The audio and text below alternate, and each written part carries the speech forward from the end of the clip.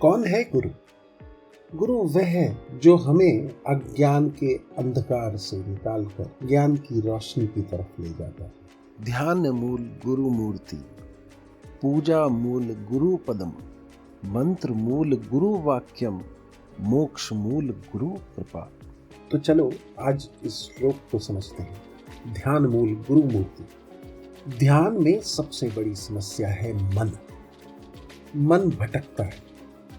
जब हम परमात्मा पर ध्यान करना चाहते हैं तो मन और भी जल्दी भटक जाता है, क्योंकि परमात्मा निराकार। यह श्लोक कहता है कि ध्यान शुरू करने के लिए गुरु का रूप या स्मरण एक सहारा है। गुरु की मूर्ति शरीर नहीं, बल्कि गुरु की मूर्ति तो गुरु का शांत चेहरा, उनकी उपस्थिति का एहसास, गुरु की मौन, करुणा और स्थिरता है। ध्यान का सबसे अच्छा सहारा गुरु है, क्योंकि गुरु का स्मरण मन को टिकने का आधार देता है और धीरे धीरे मन शांत होता है। जब एक छोटा बच्चा चलना सीखता है तो वह बिना सहारे के नहीं चल पाता। उसे चाहिए माँ की उंगली। वो उंगली मंजिल नहीं है, लेकिन चलने की शुरुआत का आधार है।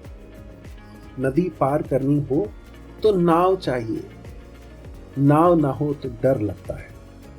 गुरु की मूर्ति का ध्यान वो नाव है। यह पंक्ति यह नहीं कह रही कि बस मूर्ति देखो और वही अंतिम सत्य है। यह कह रही है मन को पहले टिकना सिखाओ गुरु के सहारे। दूसरी पंक्ति कहती है पूजा मूलम गुरु पदम। गुरु के चरण का मतलब पैर छूना भर नहीं है। यहाँ पर चरण एक भाव है, विनम्रता, समर्पण और सेवा का। यह भाव है कि मैं सब नहीं जानता, मैं सीखने को तैयार हूँ। मैं केवल लेने नहीं, देने भी आया हूँ। जैसे भरा हुआ बर्तन कुछ नहीं ले सकता, खाली बर्तन ही पानी ले सकता है। अहंकार यानी कि भरा हुआ बर्तन, विनम्रता यानी कि खाली बर्तन। गुरु के चरण में झुकना मतलब आप जानते हैं मैं सीखना चाहता हूं का भाव। पूजा यहाँ सिर्फ फूल चढ़ाने या अगरबत्ती करना या सिर्फ बाहरी कर्मकांड नहीं है। पूजा यहाँ अहंकार को छोड़ना, गुरु की बात को महत्व देना और भीतर से मैं जानता हूं को छोड़ देना। तीसरी पंक्ति मंत्र मूलम गुरु वाक्य।